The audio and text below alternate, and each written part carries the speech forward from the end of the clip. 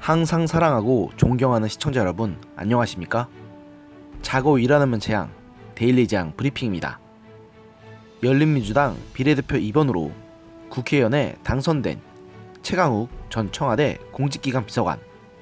애초에 출마부터 많은 논란을 일으켰던 이 최강욱 당선인의 오만이 하늘을 찌르는 발언이 많은 사람들의 눈살을 찌푸리게 하고 있습니다.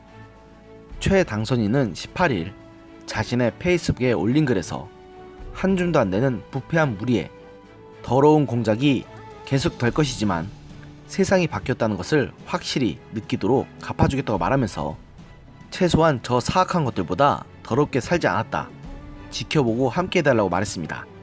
이 글에서 최 당선인은 검찰개혁과 언론개혁을 약속드렸다, 그것들이 두려웠다면 나서지도 않았다, 이렇게 말하면서 그가 지칭한 저 사악한 것들은 윤석열 검찰총장과 윤 총장 휘하의 검찰임을 사실상 드러냈습니다.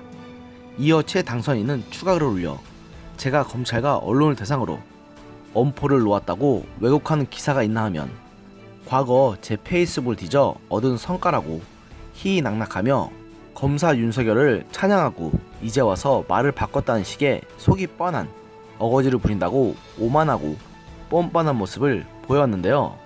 그러나 정작 댓글 여론을 보면 오히려 최 당선인을 비난하는 댓글이 쇄도하고 있어 최 당선인의 저런 모습을 사람들은 결코 곱게 보지 않음을 확실하게 입증했습니다. 그리고 하늘이 결코 이런 악인을 그대로 두지 않을 것 같습니다. 바로 최 당선인이 이른바 검언유착 의혹과 관련해 SNS에 허위사실을 퍼뜨린 혐의로 검찰에 고발당했기 때문입니다. 법치주의 바로세우기 행동연대는 19일 최 당선인을 정보통신망법상 명예훼손 혐의로 수사해달라며 서울중앙지검에 고발장을 냈다고 밝혔습니다. 이 단체는 최 당선인이 지난 3일 편지와 녹취록상 채널A 기자 발언 요지라는 제목으로 페이스북에 올린 글 중 이 대표님 사실이 아니라도 좋다, 당신이 살려면 유시민에게 돈을 줬다고 해라, 그러면 그것으로 끝이다 라고 적은 부분이 허위 사실이며 채널A 기자의 명예를 훼손했다고 주장했습니다. 채널A 이모 기자가 수감 중인 이철 전 밸류 인베스트 코리아 대표에게 보낸 편지, 검언 유착 의혹을 MBC에 제보한 지모 씨와 이 기자의 통화 녹취록은 각각 MBC와 유튜버 유지일 씨에 의해 공개됐는데요. 이 기자가 현직 검사장과 신분을 내세워 유시민 노무현 재단 이사장의 비위를 제보해달라며 이 전 대표 측에 강압적 취재를 했다는 내용의 이른바 검언 유착 의혹은 이미 검찰 수사가 진행 중인 것으로 알려져 있습니다.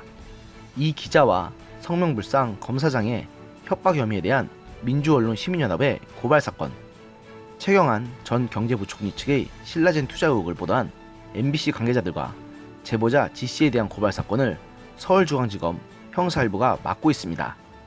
일단 윤 총장은 지난 17일 인권침해와 위법행위 유도를 심도 있게 조사하라고 지시한 것으로 알려져 있고, 대검찰청은 수사와 별개로 진행 중인 자체 진상조사가 끝난 대로 결과보고서를 수사팀에 이첩할 계획이라고 밝혔습니다.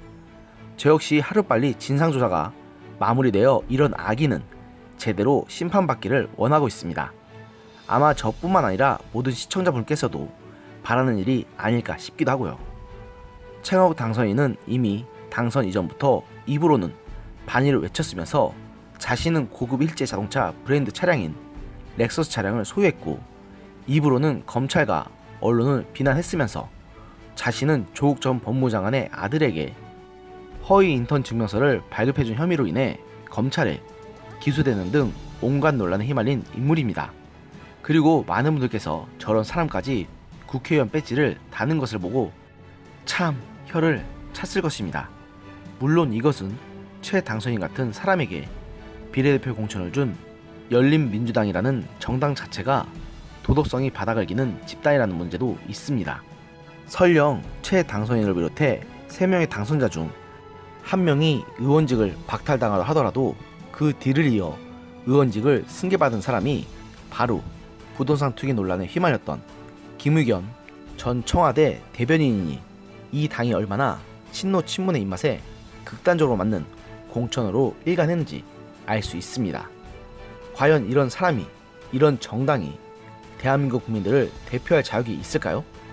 참 안타까운 일입니다. 오늘의 영상은 여기까지였습니다. 들어주셔서 감사합니다.